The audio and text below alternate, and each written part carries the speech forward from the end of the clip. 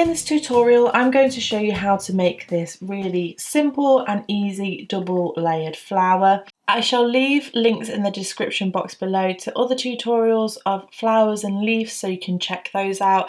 I think these all grouped together on a project would look really nice. I'm using Stylecraft Special DK in the colour violet, and I'm also using a 4.5mm crochet hook. You can use whichever yarn you like. Just check your yarn label to see which hook size you will need, and don't be afraid to go up or down slightly in order to create a different size for this flower. You will also need a pair of scissors and a darning needle to sew in your ends.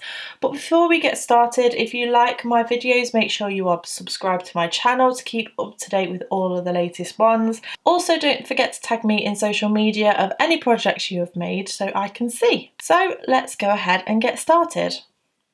To start with, you want to create a magic circle. I'll leave a link in the description box below to the tutorial of how to create this magic circle if you are not familiar with it. But go ahead and create your magic circle, and this is what you are going to start off with. So to begin with, we are going to put 6 double crochets into this magic circle. I'm talking in UK terms. In the US, this is known as a double crochet. So I'm going to go ahead and insert my hook, grab the yarn, pull it through. You'll have 2 loops on the hook, and then yarn over and pull through both loops on the hook. So that's 1, 2, 3, 4, 5 and 6. So you then want to grab onto all of these stitches and pull that loose end in order to cinch in that very center circle.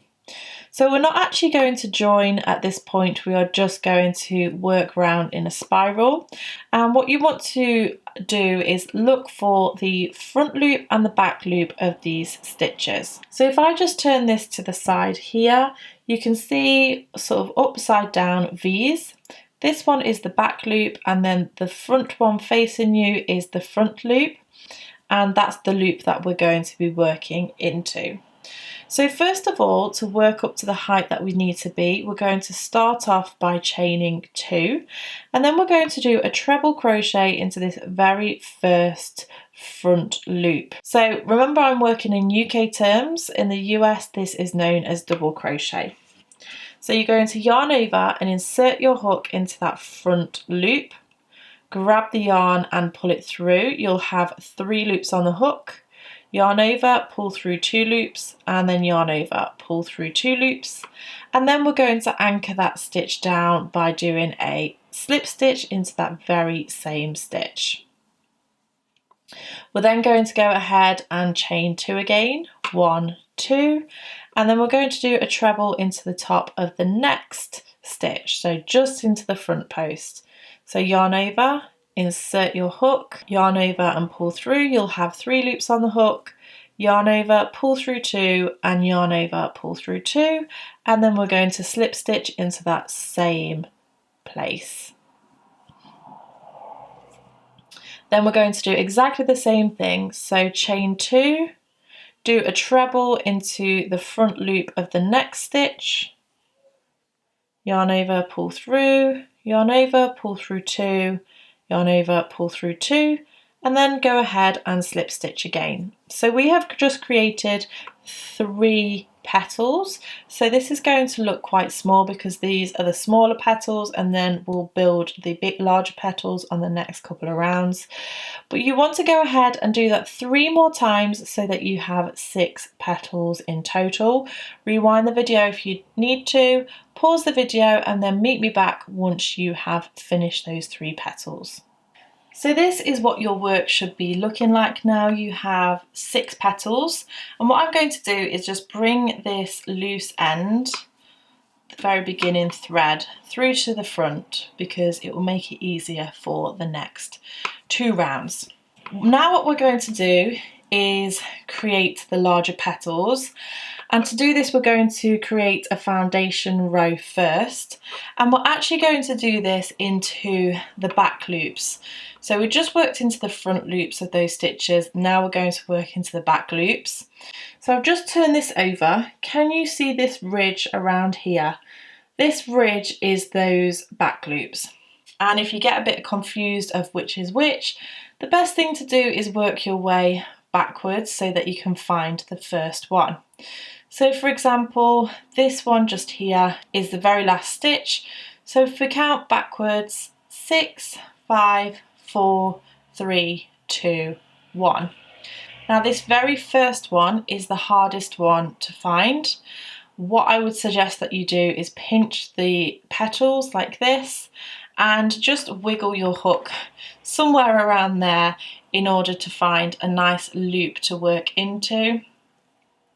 I always think the first loop is the hardest one to find, and you know, just try your best to get into that specific loop. But what I tend to do is find a loop to begin with. You might want to use your hook or your darning needle and just wiggle it open a little bit, and this will make it easier when you actually come to work into it. Okay, so just to recap, this is the front. I'm going to fold it over first of all, and then this is my loop that I'm going to work into. The rest of them are much easier to see. So at this point, what we're going to do is we're going to chain one and then do a treble crochet into that loop, that first loop, which in fact is the back loop. So remember, I'm working in UK terms. This is actually a treble crochet, double crochet in the US. Yarn over, insert into that loop or anywhere you can in order to anchor down that first treble crochet. This one is the hardest one. Yarn over, pull through, yarn over, pull through two, and then yarn over, pull through two. We're then going to chain one and then work into the next back loop, which is much easier to find. So yarn over, insert, yarn over, pull through, yarn over, pull through two, and yarn over, pull through two, chain one, and then do a treble into the next back loop. And then you're going to repeat this until you have 6 of these chain spaces. So we have 1, 2, 3 already, and you'll do it 3 more times. So go ahead, pause the video, chain 1 and then treble crochet into the back loop, and meet me back once you have finished. So now you have finished round 3, you are left with what looks like a very odd project. You've got your smaller petals at the front, your loose end at the front to keep it out of the way, and then the back will look like this. So you'll basically have 6 of these chain 1 spaces, and that's what we're going to work in for this very last row. So first of all, if you are looking at the front and these smaller petals, just bring those petals forward slightly, and then you'll find that very first chain 1 space. And what we're going to do is slip stitch into that chain 1 space to anchor it down to begin with. Now we're going to create the larger petals. So you're going to start off by chaining 2. You're going to do 2 treble crochets into that chain 1 space. Remember, that's UK terms. In the US, that's double crochet. So this is my second one. You're going to chain 2, and then you're going to anchor that chain 2 down with a slip stitch into that very same space.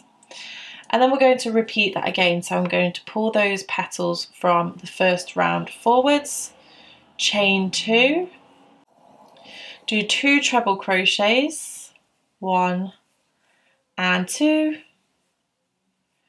chain 2, and then slip stitch into that chain 1 space. So we're going to repeat this, but I'll show you one more time.